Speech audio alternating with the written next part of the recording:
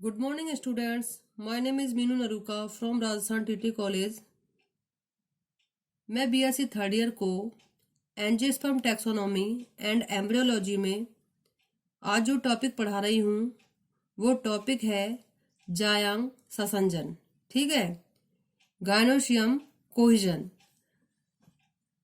कहने का मीन्स ये है कि जायांग ससंजन एक टॉपिक है जिसमें ये बताया जाता है कि जो जायांग होता है दैट मीन्स जो गायनोशियम जो होता है वो किस प्रकार से व्यवस्थित हो सकता है। संयुक्त अंडापी तथा वियुक्त अंडापी जायांग में संयोजन भिन्न भिन्न प्रकार से हो सकता है। कहने का मीन्स यह है यदि गायनोशियम संयुक्त अंडापी होता है या वियुक्त अंडापी होता है, दोनों ही अवस्थाओं में जो संयोजन जो होता है वो अलग अलग प्रकार से हो सकता है। ठीक है, मतलब ये भिन्न भिन्न प्रकार से पाया जा सकता है। जैसे हम देख सकते हैं कि संयुक्त अंडापी अवस्था इस प्रकार की भी हो सकती है कि यहाँ पर जो ओवरी है, ठीक है, मान लीजिए एक से अधिक अंडप है, एक से अधिक कार्पल है, तो उसमें इस प्रकार की अवस्था पाई जा सकती है कि उनकी ओवरी इस प्रकार से जुड़ी रह सकती हैं। तो इसमें किस किस प्रकार की स्थिति पाई जा सकती है। पहली स्थिति कैसे होगी कि जब पहला ससंजन किस प्रकार से हो सकता है कि जब संपूर्ण अंडप दैट में जो संपूर्ण जो कार्पल है वो अपनी पूरी लंबाई में अर्थात अंडाशय, ओवरी, वर्तिका स्टाइल तथा वर्तिकाग्र जुड़े हों। ठीक है, इसको हम इस तरीके से समझेंगे कि जैसे मान लीजिए कोई भी जायांग है, कोई भी गायनोशियम है, वो एक से अधिक अंडपों से मिलकर बना हुआ है, एक से अधिक अंडपों से मिलकर बना हुआ है। तो सबसे पहली स्थिति क्या है कि संपूर्ण अंडप मतलब मान लीजिए द्विअंडपी है, त्रिअंडपी है, तो जो संपूर्ण अंडप जो होगा अपनी संपूर्ण लंबाई में जुड़ा रहता है। मतलब अंडाशय से अंडाशय जुड़ा हुआ है, स्टाइल से स्टाइल और स्टिग्मा से स्टिग्मा इस प्रकार से जुड़े रह सकते हैं। यहाँ पर जो कार्पल है वो 2 भी हो सकते हैं, 3 भी हो सकते हैं या 3 से अधिक हो सकते हैं। तो ये क्या होगा, पूरी लंबाई में अपनी संपूर्ण लंबाई में जुड़े रहते हैं। तो इस प्रकार की एक स्थिति हो सकती है जायांग के ससंजन की। और इस प्रकार का जो एग्जाम्पल है वो आलू है। जैसे कि हम अब इस डायग्राम में देख सकते हैं कि अंडप पूरी लंबाई में जुड़े हुए हैं। कहने का मीन्स ये है कि आलू के अंदर भी ऐसी स्थिति देखने को मिलती है जिसमें कि अंडाशय दैट मीन्स ओवरी, स्टिग्मा और स्टाइल तीनों ही अपनी पूरी लंबाई में जुड़े रहेंगे। ठीक है, इसके अलावा दूसरी स्थिति हमें इस प्रकार से दिखाई देती है कि जब वर्तिकाग्र को छोड़कर, ठीक है, मतलब स्टिग्मा को छोड़कर बाकी दोनों भाग दैट मीन्स अंडाशय तथा वर्तिका जुड़े हों, जैसे कि गुड़हल।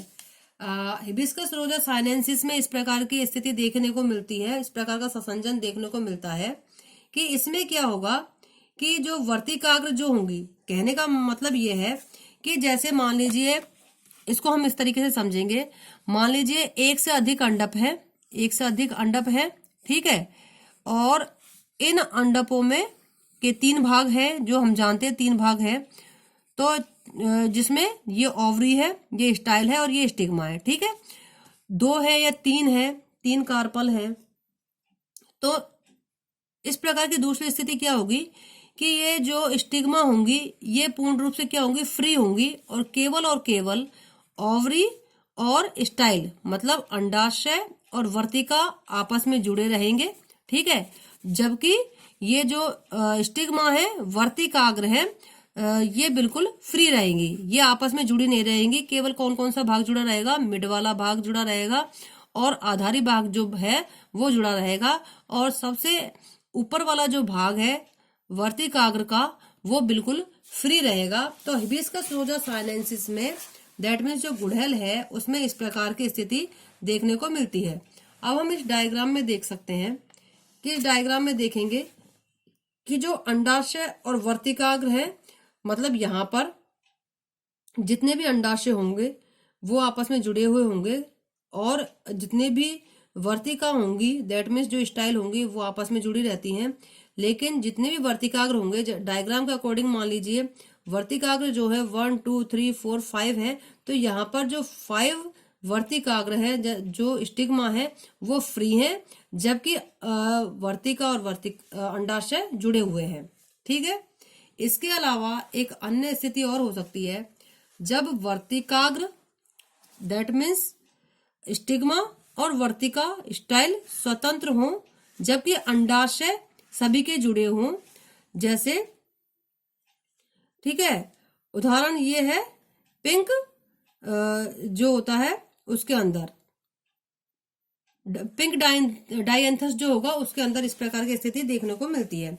अब इसको हम किस प्रकार से समझेंगे कि जैसे मान लीजिए कार्पल्स हैं, कई कार्पल्स हैं, ठीक है, कोई भी जायांग जो है कई कार्पल्स से मिलकर बना हुआ है। हम यहाँ पर दो की बात करते हैं, मान लीजिए दो की बात करेंगे तो इसमें क्या होगा कि जो अंडाशय केवल और केवल आधारी भाग, ठीक है, केवल यहाँ पर अंडाशय तो जुड़ा हुआ होगा, ये अंडाशय जुड़ा हुआ होगा, जबकि ये जो स्टिग्मा है, ये ऊपर वाला जो भाग है स्टिग्मा और स्टाइल मतलब वर्तिका और वर्तिकाग्र दोनों फ्री रहेंगे, और ये वाला जो भाग है आधारी भाग जिसको कि हम ओवरी कहते हैं।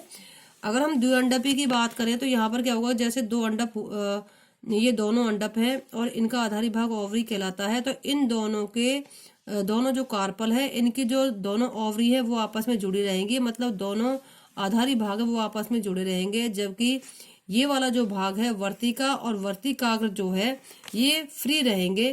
तो इस प्रकार की स्थिति भी देखने को मिलती है। तो अब इस डायग्राम में हम देखते हैं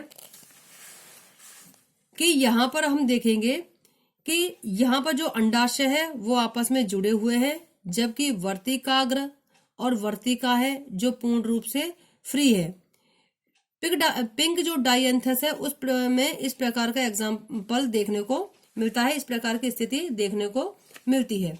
तो स्टिग्मा तथा स्टाइल फ्री है और ओनली अंडाशय जुड़े हुए हैं, ओनली जो ओवरी है वो जुड़े हुए हैं। इसके अलावा और भी स्थिति हो सकती है। और स्थिति क्या हो सकती है, जब अंडाशय तथा वर्तिकाएं स्वतंत्र हो परंतु वर्तिकाग्र संयुक्त हो। अब यहाँ पर एक बिल्कुल ही अलग स्थिति देखने को मिलती है, जो आग होता है, ठीक है, आग के अंदर इस प्रकार की स्थिति देखने को मिलती है। जैसे इसमें क्या होगा, ऐसे एग्जाम्पल में कि जो अंडाशय होगा वो और वर्तिकाएं वो तो स्वतंत्र होगी, लेकिन वर्तिकाग्र होंगी वो संयुक्त होंगी। कहने का मतलब ये है, इसको हम इसी प्रकार से समझते हैं, जैसे दो कार्पल है, द्विअंडपीय अवस्था की बात करते हैं हम, दो कार्पल है, ठीक है, दो कार्पल यहां पर हो गए, ये दो कार्पल है। अब यहां पर क्या होगा कि यहां पर अंडाशय मतलब ओवरी और वर्तिका ये तो आपस में दोनों जुड़े होंगे, ये दोनों आपस में जुड़े होंगे, और सॉरी ये तो फ्री होंगे, और ये ऊपर वाला जो भाग होगा वर्तिकाग्र मतलब स्टिग्मा जो है ये जुड़े हुए होंगे, ये यहाँ पर जुड़ जाएंगे, और अंडाशय और जो वर्तिका है वो फ्री रहेंगे, ठीक है। तो यहाँ पर कौन सी चीज जुड़ी है, यहाँ पर केवल वर्तिकाग्र दैट मीन्स जो स्टिग्मा है वो जुड़ जाएंगी। जैसे मान लीजिए दो कार्पल है और इन दोनों कार्पलों के जो सबसे ऊपरी वाला भाग जो है उसको हम क्या कहते हैं, स्टिग्मा कहते हैं, और यहाँ पर दोनों कार्पल्स जो होंगे उनकी स्टिग्मा जुड़ जाएंगी, जबकि दोनों कार्पल्स की जो वर्तिका है दैट मीन्स स्टाइल है, और इसके अलावा जो ओवरी है वो फ्री रहेंगे। अब इस डायग्राम में हम देख सकते हैं, इस डायग्राम में स्पष्ट रूप से दिखाई देता है कि जो अंडाशय है, ठीक है, ओवरी है और वर्तिका है, स्टाइल है, वो फ्री है, जबकि ऊपर वाला जो भाग है वर्तिकाग्र है वो संयुक्त हो गया है। और इस प्रकार की स्थिति हमें आक जो होता है, ठीक है, आक का जो प्लांट होता है उसमें देखने को मिलता है। अब यहाँ पर आप देख सकते हो कि वर्तिकाग्र स्टिग्मा जुड़े हुए हैं तथा ओवरी तथा स्टाइल फ्री है।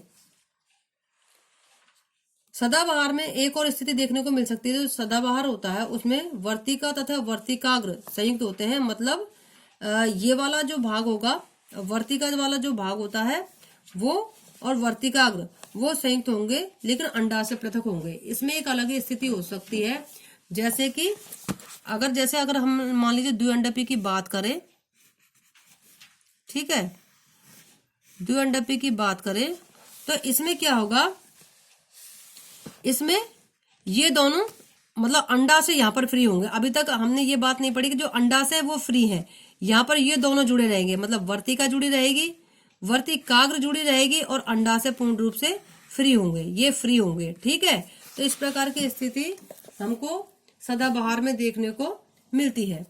इसके अलावा एक अलग ही चीज भी देखने को मिल सकती है, जैसे कुछ प्लांट होते हैं जैसे कि लोनिसेरा। ठीक है, कुछ प्लांट जैसे कि लोनिसेरा में दो पड़ोसी पुष्पों के अंडाशय संयुक्त हो जाते हैं। ठीक है, जबकि इन पुष्पों के अन्य सभी भाग पृथक रहते हैं। कहने का मीन्स ये है कि कुछ प्लांट ऐसे भी होते हैं जिनमें दो अलग अलग फ्लावर होंगे। यहाँ पर अब एक फ्लावर के अंदर उपस्थित कार्पल की बात नहीं की जा रही है, बल्कि अलग अलग जो फ्लावर है उनके कार्पल की बात की जा रही है कि उनके कार्पल के अंडाशय यहाँ पर जुड़ेंगे। तो कुछ प्लांट जैसे कि लोनिसेरा इसका एग्जाम्पल है, तो इसमें क्या होगा, दो अलग अलग फ्लावर होंगे और इन फ्लावर के जो अंडाशय होंगे वो संयुक्त हो जाते हैं, जबकि इन पुष्पों के अन्य सभी भाग पृथक रहते हैं। ऐसी स्थिति को संयुक्त जायांग भी कहते हैं। ये हमारे ऑब्जेक्टिव टाइप जो प्रश्न होते हैं उसके लिए इम्पोर्टेंट है, तो इसको संयुक्त जायांग कहेंगे। कभी कभी केले के दो फल जो परस्पर संयुक्त देखने को मिलते हैं वो इसी का एग्जाम्पल है, संयुक्त जायांग का एग्जाम्पल है। अभी तक हम जो पढ़ रहे थे कि जायांग का संसर्जन किस प्रकार से होता है, उसमें ये था कि एक ही फ्लावर के अंदर जो जायांग होता है वो कार्पल का बना होता है। तो कार्पल एक से अधिक हो सकते हैं, वो किस प्रकार से जुड़े रह सकते हैं, कभी अंडाशय एक साथ जुड़ेंगे, कभी वर्तिका एक साथ जुड़ेगी, कभी वर्तिकाग्र जुड़ेगी, या कभी अंडाशय फ्री रहेंगे, वर्तिका और वर्तिकाग्र जुड़ेंगे। मतलब इस तरह की बहुत सारी स्थितियां हो सकती हैं, लेकिन यहाँ पर हम बात कर रहे थे केवल एक फ्लावर है उपस्थित कार्पल्स की। ठीक है, लेकिन यहाँ पर जो संयुक्त जायांग की बात है, संयुक्त जायांग एक अलग पोजीशन है।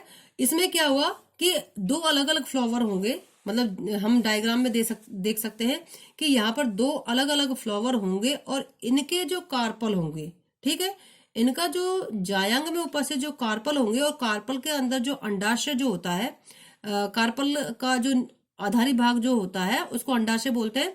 तो उसमें अंडाशय जो होंगे वो जुड़ जाएंगे, जिसके कारण जो फल हमें प्राप्त होगा वो किस प्रकार से प्राप्त होगा, जुड़ा हुआ प्राप्त होगा। जैसे कि हमने कभी कभी देखा है कि जो केले हैं आपस में जुड़े रहते हैं। इसके अलावा इसका एग्जाम्पल लोनिसेरा है और एक केला है। तो केले जब आपस में हमें जुड़े दिखाई देते हैं तो उसका जो कारण क्या है, संयुक्त जायांग का होना। ठीक है, मतलब उसमें केले के दो फ्लावर होंगे, उनके अंडाशय आपस में जुड़ जाते हैं। ठीक है, अलग अलग फ्लावर होंगे, उनका अंडाशय जुड़ जाएंगे और संयुक्त जायांग की स्थिति बन जाती है, जिसके कारण जब फल का निर्माण होगा तो दोनों फल आपस में जुड़े हुए दिखाई देते हैं। तो इस प्रकार से हमने देखा कि जो गायनोइशियम जो होता है, दैट मीन्स जो जायांग होता है, उसका संसर्जन किस किस प्रकार से हो सकता है। आज के लिए बस इतना ही, आगे हम कल पढ़ेंगे। Thank you.